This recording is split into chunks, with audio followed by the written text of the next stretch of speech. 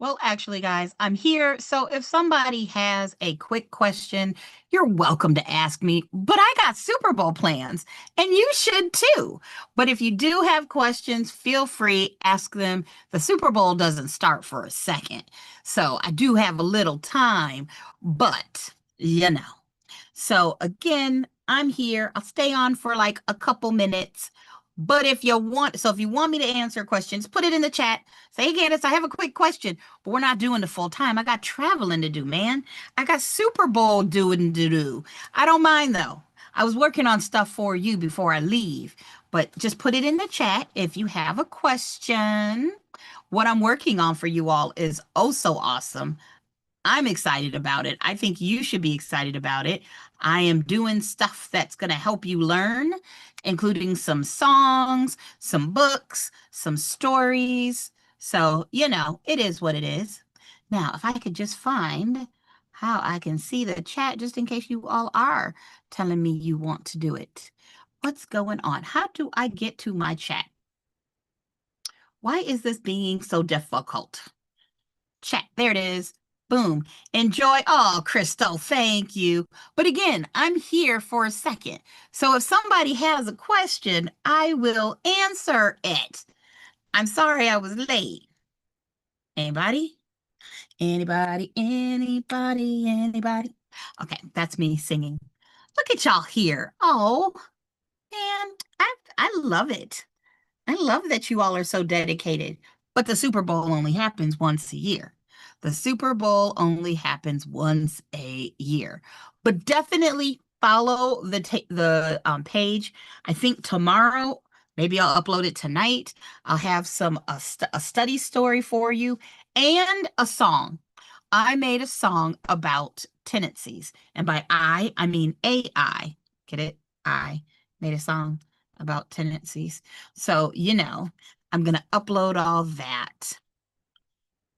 So again, if you have questions, I'm pretty sure yeah, I think y'all can hear me. Yep, my audio's on. So go watch the Super Bowl. Ask a question or go watch the Super Bowl. But I'll be back Wednesday. Look, now there's 7 of you. What? Now there's 7 of you watching. Hey, okay, let's do a couple questions. Since there's 7 of you, what questions do you have? Man, look at y'all. I'm so proud of y'all studying. I'll give you a couple minutes. What do you got for me? What do you have for me? Or do you want me just to do some questions? Or do you want me just to do some questions? Let me know.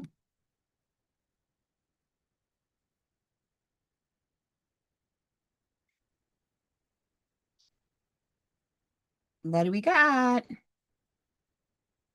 What? Y'all are awful quiet. Y'all are awful quiet. So I guess I'll do a couple questions. Here we go. Let me get to them. I wasn't prepared, but that's okay. Boom, boom, boom, boom, boom, boom. What if we do some math? That's what I was doing earlier was math. So why don't I continue some math? Let's do this one. Again, if you're here, if you missed my message earlier, I was going to keep this short to do the Super Bowl, but y'all all showed up. You showed up. So I'm going to do it. Hopefully, Wanda, you're okay with me doing some math questions. So there's that. Mr. Blue has monthly P&I payments of $652, of which interest of $640 is due the first month. If his interest rate is 6% per year and his LTV ratio is 80%, what was the purchase price of the property? All right, let's get into it. Let's get into it. Y'all are lucky. I love you so much. Well, we know that he's making a PI payment of 652, right? So every month he's making a payment of 652. And we know part of that is going to be principal, and part of that is going to be interest. Part of that is principal, part of that is interest. We need to know, okay, well, which part? Now, this is one of those classic problems where They give you more information, right? You don't actually need to know that his LTV ratio is 80%. Did I read the whole question? I don't know. But if I didn't, there it is. We don't actually need to know this. Actually, we do. I take that back. Yes, we do. Boom, boom, boom. See, that's what happens. We do need that. So we know of the interest, $640 of that payment, $640 of that is interest. So that's the interest for a month. Hey, Tricks. We know that when he made this payment, it's always going to be $652 for all of the years. And in this particular payment, $640 of it was interest, and the principal had to be, I don't know, what is that, $12? That's not much. That ain't much. Well, what we know is that this is monthly interest. And if we know monthly interest, if we multiply that by 12, we would get annual interest, right? So if we take that monthly interest, the 640, and we multiply it by 12, 640 times 12, that equals $7,680. Oh, that's in the wrong place. Bloop, bloop, bloop, bloop. That is $7,680. That's annual interest. And what I know is that when we're talking about annual interest, if you take the loan amount and you multiply it by the annual interest rate, which in this case is 6%, you would get the amount of annual interest. Well, we just found out that we don't know the loan amount. That's what we're looking for. 6%, and our annual interest is $7,680. We can solve for our loan amount. So I'm going to take 7,680 and divide by 6%. So divide it by 6%, and that gives me 128,000. This is the loan amount. And I guarantee when you take this test, that will be an option, but it is not the answer. We're looking for the purchase price, and this is the loan amount. Well, what do I know about the loan amount? I know that if you take the purchase price and multiply it by the LTV ratio, I'd get the loan amount. We don't know the purchase price, but we do know the LTV ratio is 80%, and that's going to give us our loan amount of $128,000. Okay, so how do I solve for that? I'm going to say, oh, well, I'm going to take that 128,000 and divide by 80%, and that's going to give me $160,000. Final answer. Whoop, whoop. There we go. There we go. Oh, that's my dad calling. We'll call him right back. So that was a math problem. What do we think? Again, you all got me here. Do you want me to do another math problem, or do you want me to do regular questions? Let's do a regular question, unless somebody wants to do math. Yeah. But if you want to do some math, or if you have a particular math question, let me know. Oh, nope, that's not what I wanted. Where are our questions? Here they are. Boom, shakalaka, boom. Am I the only person that's like not overly excited about the Super Bowl? Obviously not, since y'all are here with me. All right, question 38. You said math is always welcome. All right, we'll do a couple of these questions and then we'll jump back to math. We'll do 38, 39, and 40. A contract entered into by a minor is generally considered. Now, remember, this is not California. This does not work in California. This answer we're going to talk about does not apply to California. A contract entered into by a minor is generally considered void, voidable by the minor, unenforceable by either party, or valid and binding. I swear we've done this question before. Maybe we answer it a lot. I don't know. Mhm, mhm. You said it's a hate love relationship. You're only there for the halftime show. Hey, Maribel. Yeah, I understand. That's why I'm saying we're not gonna do the whole time today, but we are gonna do some. So I'm just gonna go ahead and say you all should know that for most states, it's gonna be voidable by the minor. It's voidable by the minor, meaning the minor can cancel, but the person who is of age cannot cancel. If you're in California, our answer would be void, right? In California, our answer is void. But for the rest of us, it would be voidable by the minor. All right, number 39. The document that pledges real property as security for a loan and creates a lien on the property is. I feel like we've done these, but maybe it's just my mind because I've been teaching all weekend and it doesn't hurt. The document that pledges real property as security for a loan and creates a lien on the property is A, the promissory note, B, a mortgage or deed of trust, C, the settlement statement, or D, the title insurance. All right. So I think you all are telling me the answer. I think you got the B for, yeah, it is deja vu, right, Trix? I don't know. I don't know. But you know what? Whether that was for this answer or the other answer, our answer is, our question is B, mortgage of deed of trust. Now, if we wanted to be very specific, the mortgage creates a lien. The deed actually transfers title to the trustee. And we know it's not promissory note because the promissory note creates the debt. All right, number 40. Oh, look, we need to stop because I don't know why that's not formatted. So we'll go to 40, then we'll do some more math. An owner who holds title in severalty.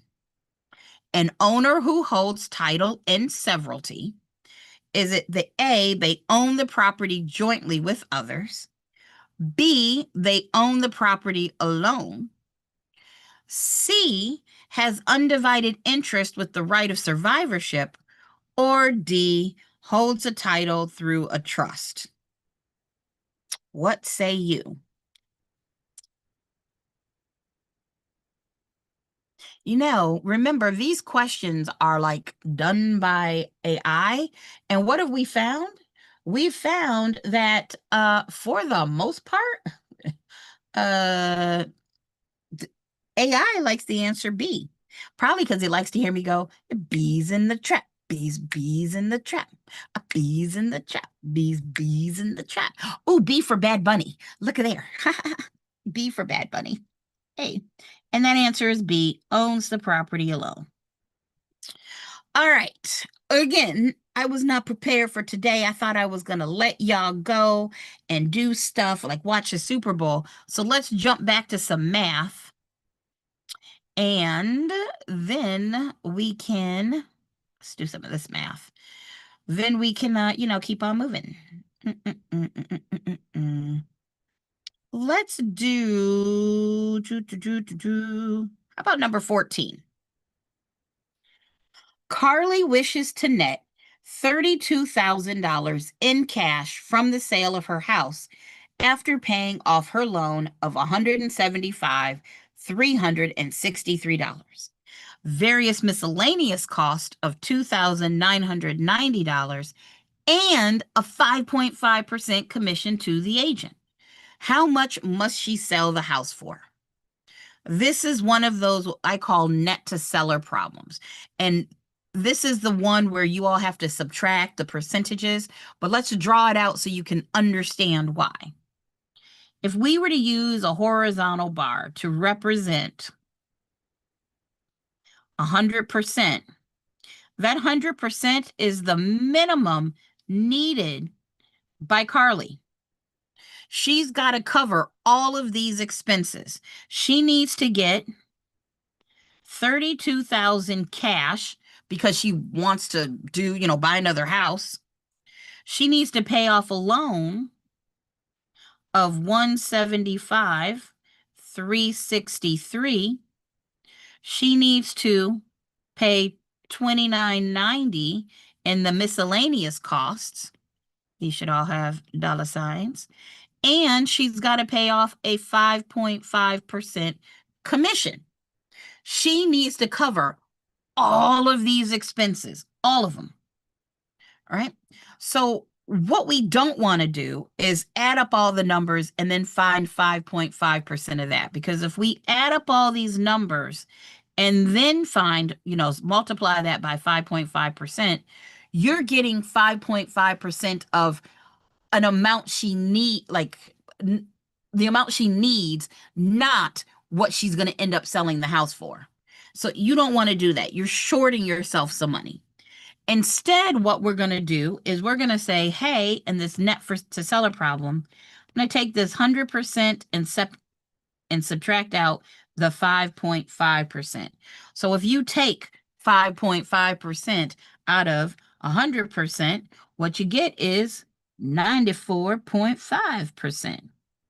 This number plus this number plus this number, when you add it all together, you get 94.5%.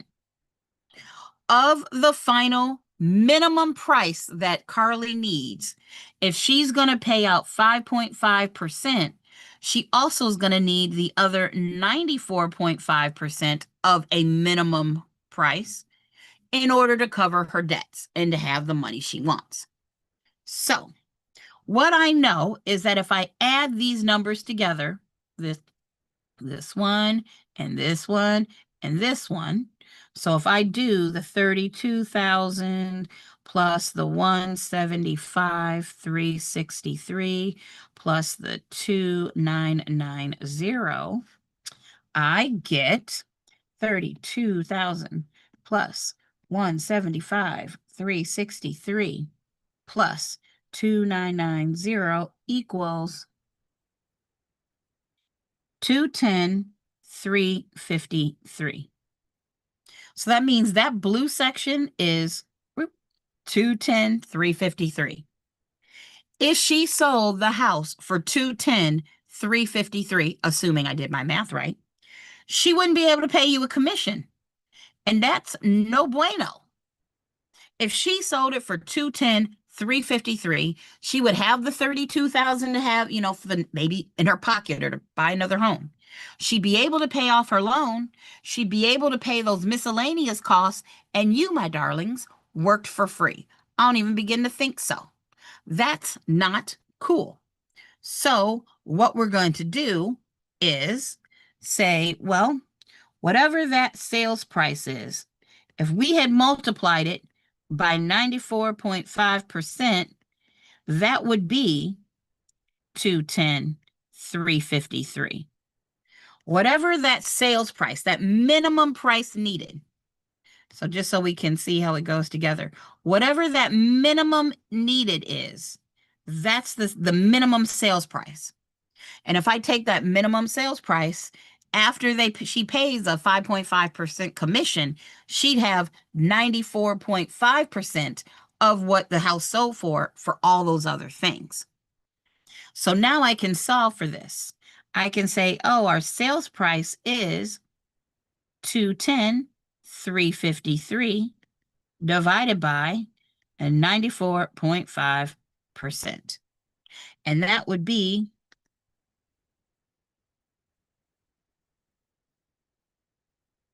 sales price equals 222,595 and 77 cents. Right? As an agent, What you want is 5.5% of this number. If I found 5% of that 222, 595.77, 222, 595.77 times 5.5%, that would give me a total commission of $12,242.77. That would be a total commission. However, if you were to take 5.5% of this number, like so many students do, if you said, oh, 210, 353 times 5.5%, it's a smaller number, so you're going to get a smaller commission. So 210, 353 times 5.5%, that gives me 11,569 and 42 cents. I don't know about you, but I would much rather have 12,000 in commission than 11,000 in commission. If what you do is add up those numbers and then find 5.5%, you are cheating yourself out of money. And why would you do this for free? Don't get me wrong. I love me some real estate, but ain't nobody trying to do this for free. Right? All right, let's do one more before I have to hop on the road. And what I told my other class today was, since I wasn't going to do today, but I'm going to keep it short so I can get and go see the Super Bowl, I will probably do a longer session on Wednesday, right? I'll do a longer session on Wednesday because I didn't do my whole session, but y'all, Super Bowl, commercials, fun. There's gonna be guacamole. What? So here we go.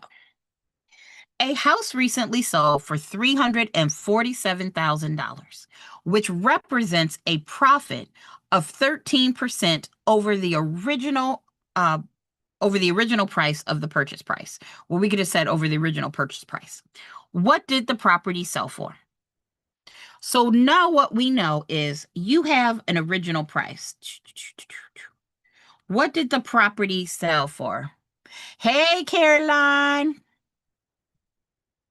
We know this property, this is the purchase price. Let's call that the purchase price. If you buy a property and then you sell it for less, if you buy it here, but when you sell it, you only sell it for this much, that's a loss.